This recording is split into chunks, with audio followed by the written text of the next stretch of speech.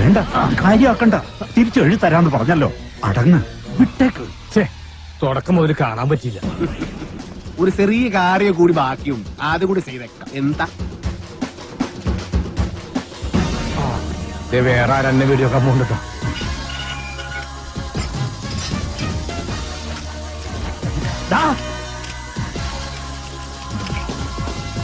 അവിടെ നില്ലട കാട്ടുപുളി. ഞാൻ വന്നത് നിന്നെ പൂട്ടാനാ.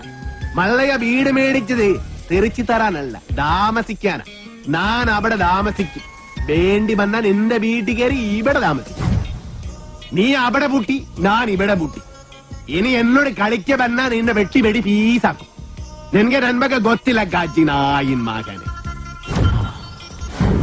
ಗೊತ್ತಿಲ್ವಾ ಗಜ್ಜಿ ನಾಯಿನ್ മകനെ?